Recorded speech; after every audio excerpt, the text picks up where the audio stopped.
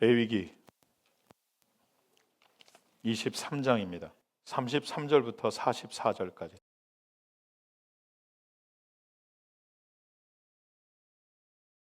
오늘은 추수감사주일로 지킵니다. 이스라엘 절기로 따지면 사실은 조금 늦은 감이 있습니다. 이날을 초막절, 장막절 혹은 창고에 저장한다고 해서 수장절이라고 표현하는 수콧이라고 표현하는 절기입니다. 유대인들이 어디에 있든지 그들이 포로로 하도 많이 끌려갔으니까 유럽 쪽으로 이곳저곳에 흩어진 또는 아프리카로 흩어진 유대인들이 어찌됐든 만 20세 이상의 남자는 꼭 모여야 되는 3대 절기가 있습니다. 1년에 3번은 예루살렘으로 꼭 올라와야 되는 3대 절기가 있습니다. 그 3대 절기가 첫 번째는 유월절입니다.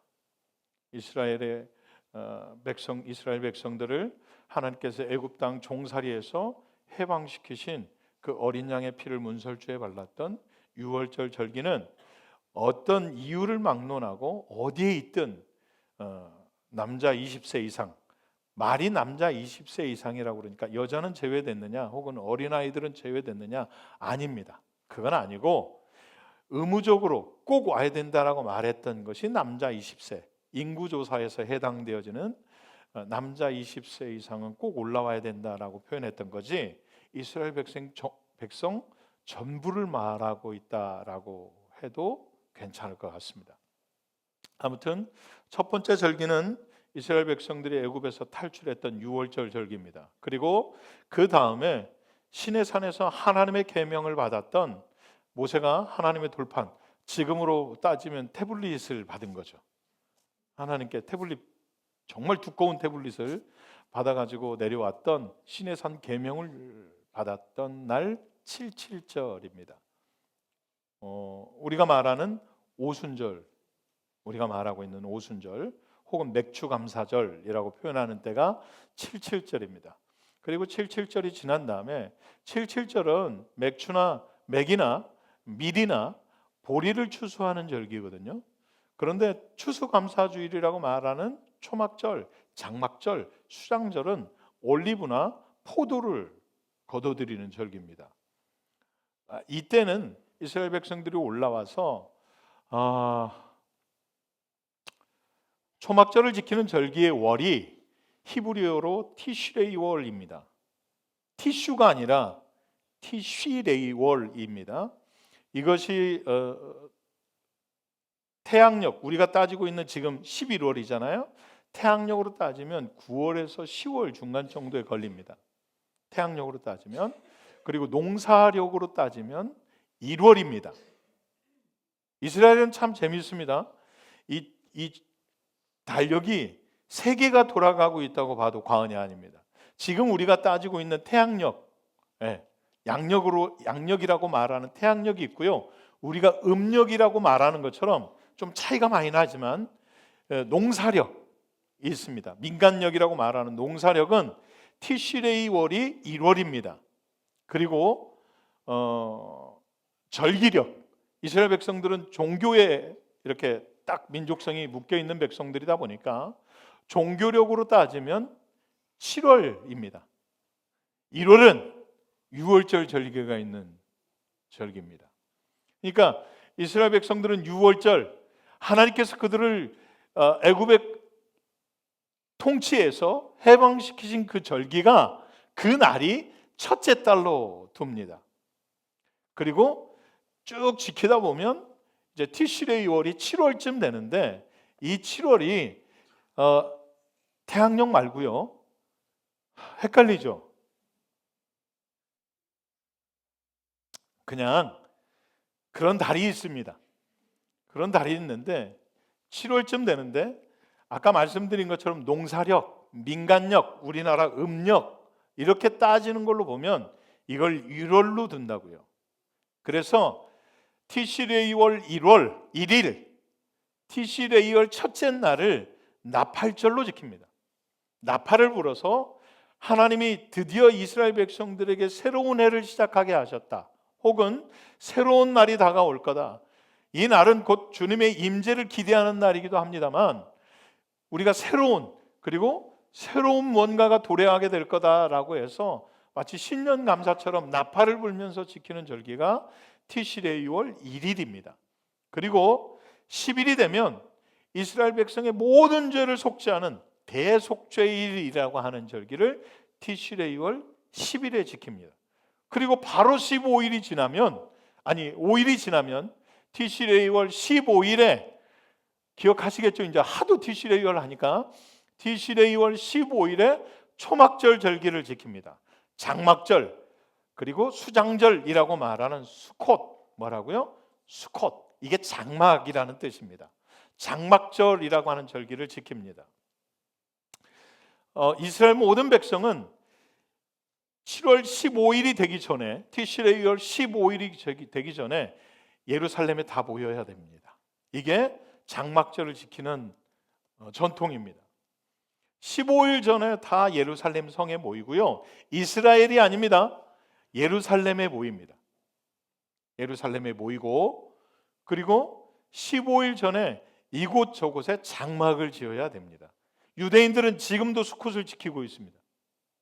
티시레이 월 15일에 15일 전에 예루살렘으로 다 모이고 장막을 지어서, 지금은 하도 기술이 많이 발전해서 예전에는 밖에 있는 갈대나 혹은 나무떼기로 지었다고 그러는데, 종려나무 가지나로 지었다고 하는데, 지금은 아예 패키지로 판댑니다.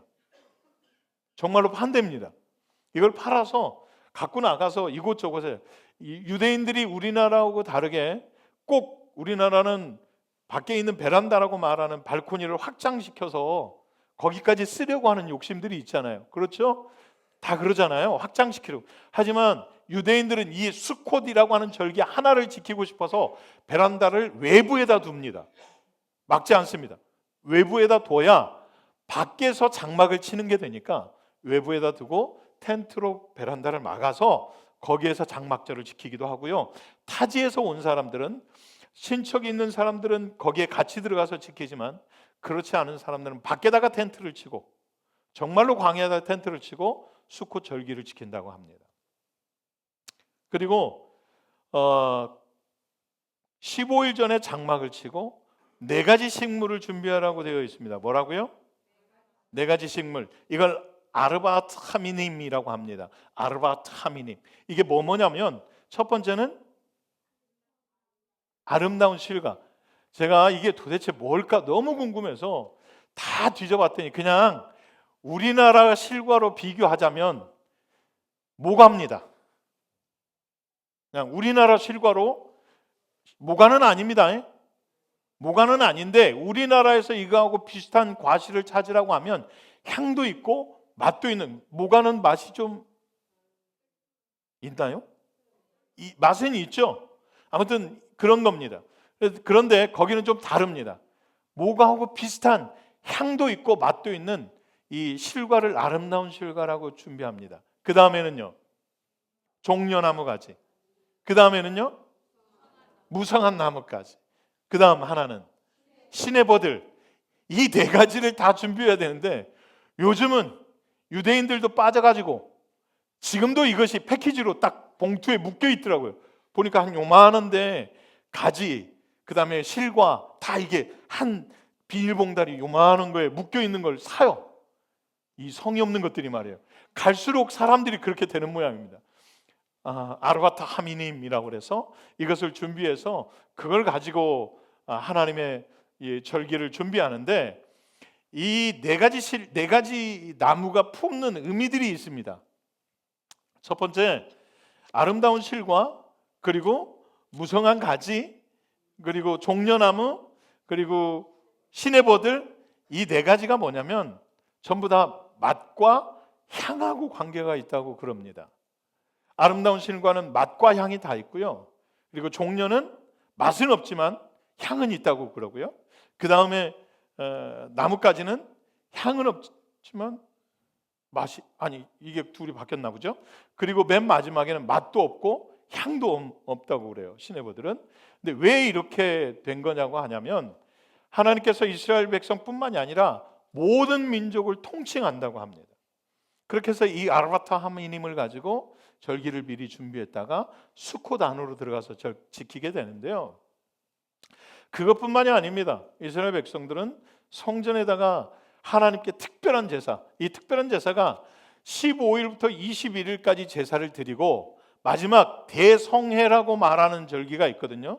초막절을 7일 지키고 난 다음에 대성회, 호산나라바라고 말하는 대성회, 성대한 잔치를 엽니다.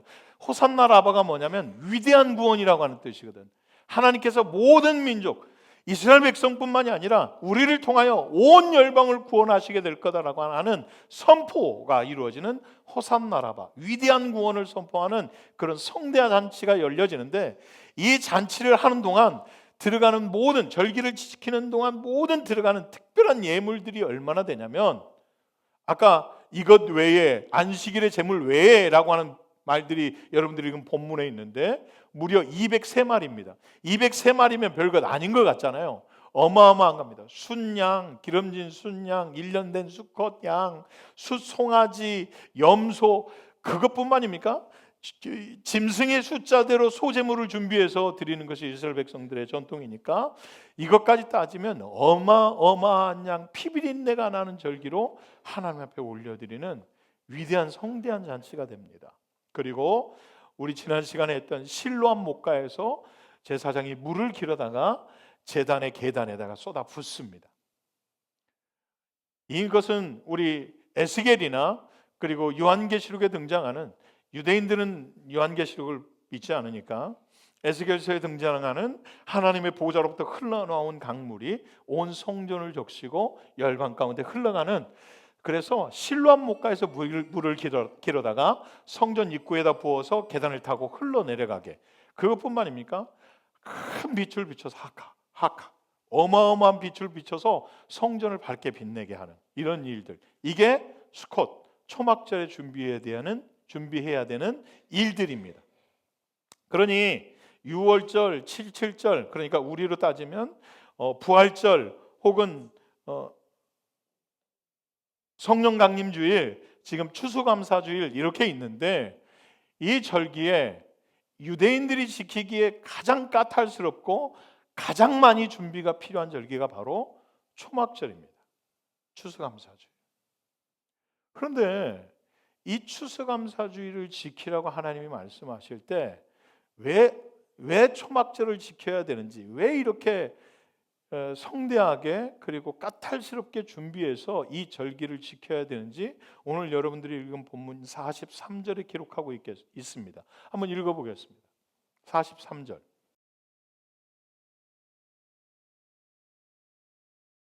왜 지키라고 그랬냐면, 애굽 땅에서 인도하여 내던 때에 초막에 거주하던 걸 알게 하려고. 뭐라고요? 초막에 거주하던 걸 알게 하려고. 중요한 건 이겁니다. 초막에 거주하던 걸 알게 하려고 초막절을 지키라고 했다는 겁니다. 그래서 이스라엘 백성들이 이것을 지키게 되는데 34절입니다. 이스라엘 자손에게 말하 이르라, 일곱째 달 15째 날은 초막절이니 여호와를 위하여 이레 동안 지킬 것이니라. 여호와를 위하여 이레 동안 지킬 것이니라. 이걸 직역하면 이렇습니다. 여호와를 향하여 드리는 초막절이 될 것이다. 여호와를 향하여 드리는 초막절이 될 것이다. 이게 직역본이거든요. 그럼 무슨 말이냐면, 너희는 여호와를 향해서 이 절기를 꼭 지켜야 된다라고 말하는 거예요. 엄청난 강제성을 포함하고 있고 의무성을 부여하고 있습니다. 이스라엘 백성들이 초막절은 여호와를 위하여 이 절기는 꼭 지켜야 된다라고 말하고 있는데, 그 절기를 기억해야 되는 이유가 뭐냐면, 너희가 하나님께서 너희들을 이끌어내시던 그때에 초막에서 거주하던 것을 잃어버리지 아니하고 너희 자손 대대로 그 초막에서 거주하던 것을 알게 하시려고 초막절을 지키게 하셨다라고 말하는 거예요. 그런데 여러분 한번 생각해 보세요. 초막을 어디서 지었는데요? 어디서? 다시요. 어려운 질문이 아니에요, 여러분. 초막을 어디다 지었는데요? 초막을 어디다? 광야에다. 따바르. 광야에다 지었어요.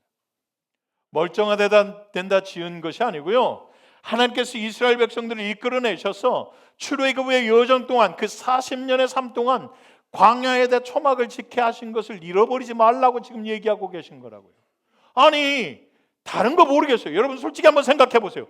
나중에 삶을 마칠 때 누가 좋은 일을 기억해내는 건 괜찮지만 어렵고 힘든 일을 기억해내는 게 여러분 그닥 달가운 일인 건 아니지 않나요?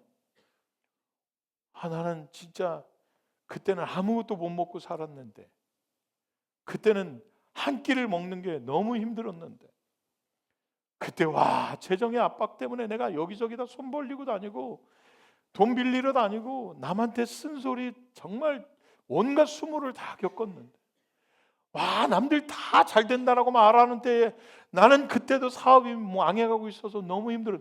여러분 나중에 삶을 되돌아보면서 광야와 같은 인생을 되돌아보는 게 즐거운 일은 아닐 것 같아요. 그러지 않아요? 기뻤던 일, 행복했던 기억, 이것을 들춰내는 건 괜찮지만 아픈 기억들, 쓴 기억들, 상한 마음들을 들춰내서 기억하는 건 별로 좋은 일은 아닐 것 같거든요.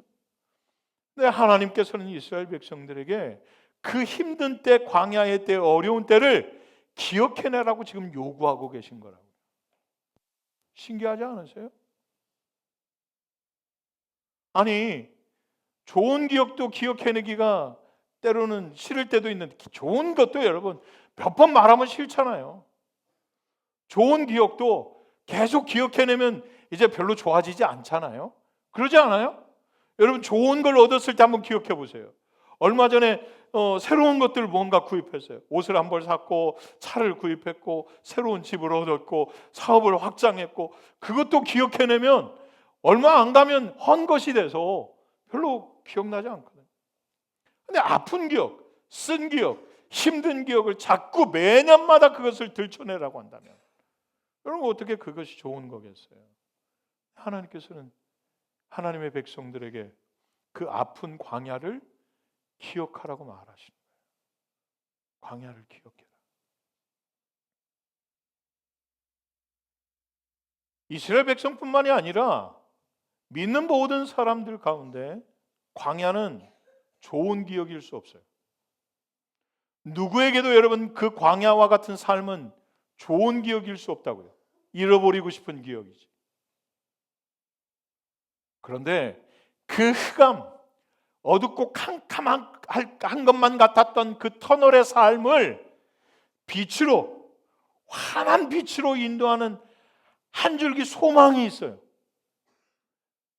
혹 나는 이전에 광야지만 지금 내 삶이 광야와 같다라고 생각하고 터널을 지나가고 있는 사람이 있다고 한다면 그 터널과 같은 광야와 같은 흑암과 같은 삶에서 빛을 발견할 수 있는 방법이 있다고요. 그 흑암 중에서 나와 함께 걷고 계신 예수를 더듬어서 찾는 거예요. 혼자가 아니구나. 이분이 나와 함께하고 계시구나. 혼자가 아니었구나. 실수하지 않으시는 그분이 나를 인도하고 계시는구나. 나는 이 실패가 이 넘어짐이 실패고 끝인 줄 알았는데 실수하지 않는 그분은 이것을 통해서도 선함으로 이끌어내시겠구나. 이분이 내 옆에 계셨구나. 이분이 지금 나와 함께하고 계시는구나 라고 그 예수 그리스도를 발견하는 거예요. 광야, 흑암, 캄캄한 그곳에서 예수를 찾는 거예요, 여러분. 그게 우리에게 주어진 삶의 목적이에요. 이스라엘 백성들이 살아가면서 항상 출애굽만 한 건 아니잖아요. 항상 기쁨만 있고 기적만 보는 건 아닐 거거든요. 그들이 살아가면서 이제 가나안 땅에 들어가서 너희들이 심지도 않고 너희들이 짓지도 않았고 너희들이 수고하지도 않았던 집을 얻었고 성을 얻었고 튼튼한 그 성벽을 얻었고 너희들이 심지도 애쓰지도 않았던 소산들을 얻었던 그때에 너희들이 지금 나는 수고하지 않았는데 무언가 새로운 것들이 생겼네 라고 말하는 가나안, 그 가나안 땅을 너희들이 얻었었던 그때에 그것에 취해서 그것만 누리고 그것만 바라보면서 와우 행복하네 좋네 이것이 그냥 아이고 하나님이 그냥 우리를 고난 가운데 두시더니 그 해답으로 그 보상으로 이 놀라운 걸 주셨네 라고 거기에 젖어 있지 말고 너희는 나와 함께 걸어왔던 그 40년의 광야, 비록 거기에는 먹을 것도 없고 마실 것도 없고 너희들의 집도 없고 위로는 태양과 밤에는 그 차디찬 공기 가운데서 먹을 물도 없는 그곳에서 누가 너희들을 이끌어왔는지, 누구랑 너희들이 여기까지 걸어왔는지 잊지 말라고.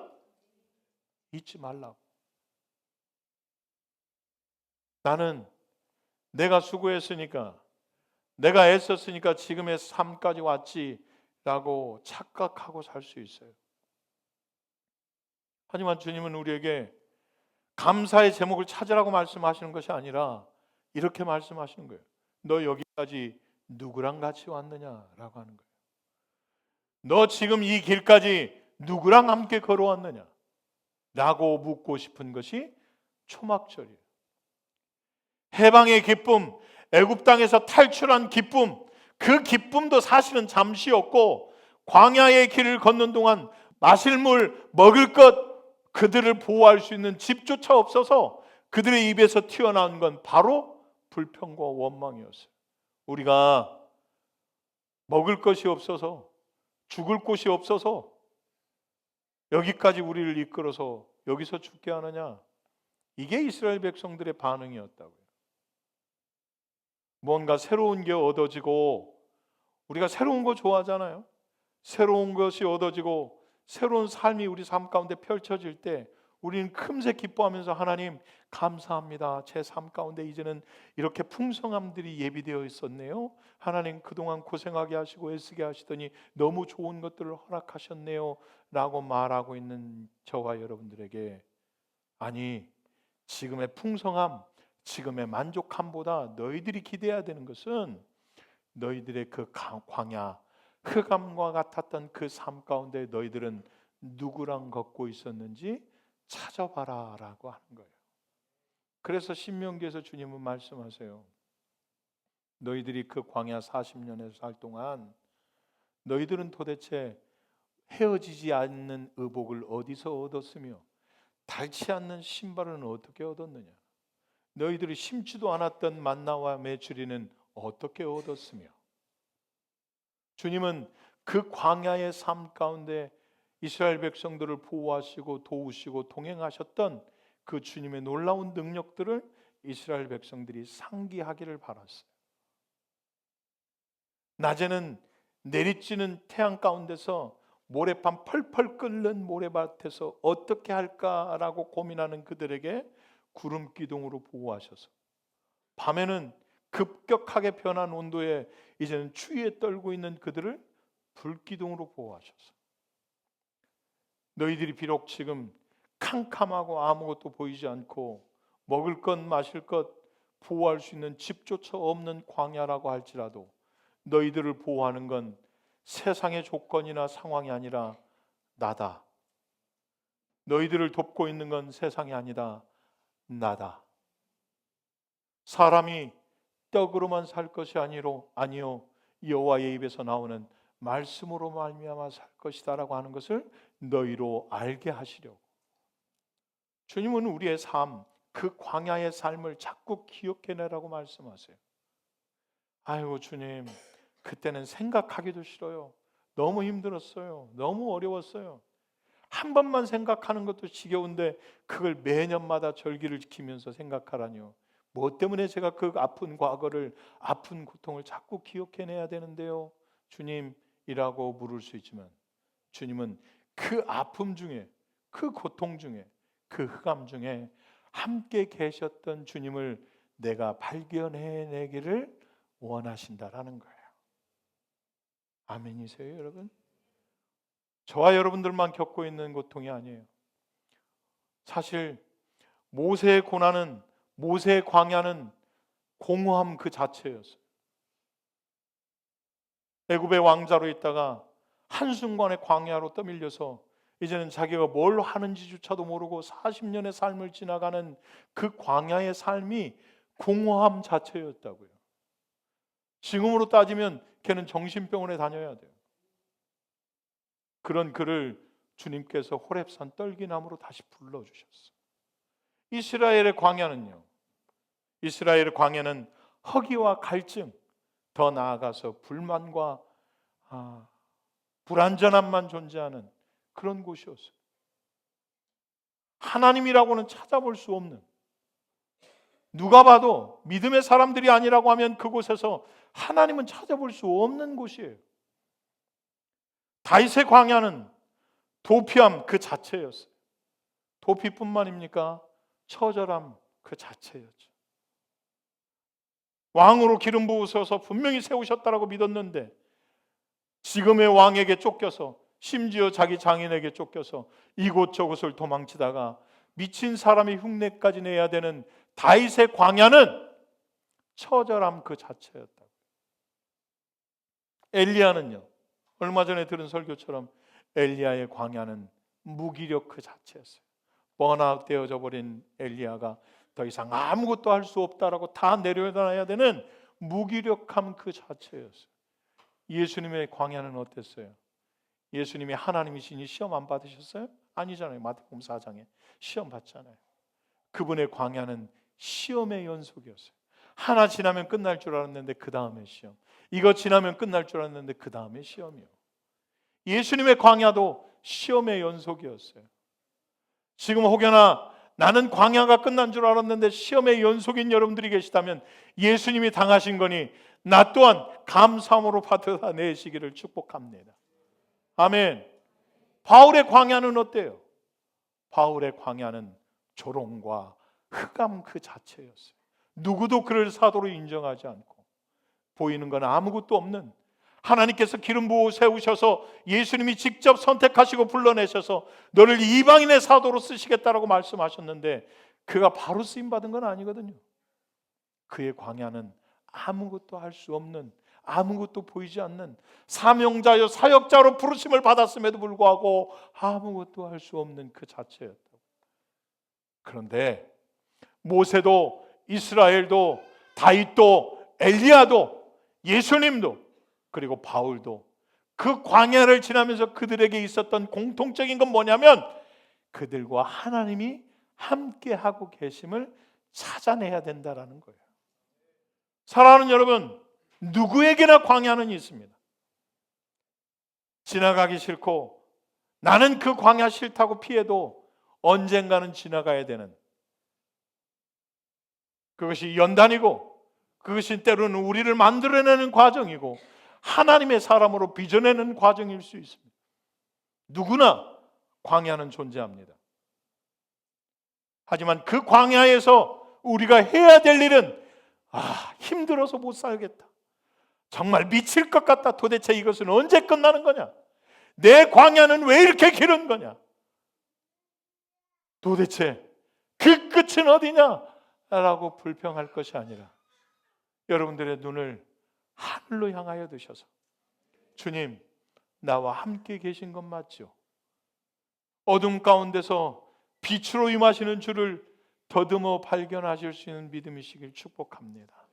그걸 찾아내셔야, 그분을 발견해내셔야, 그곳에서 그분을 찾아내셔야 여러분의 광야가 기쁠 수 있어요.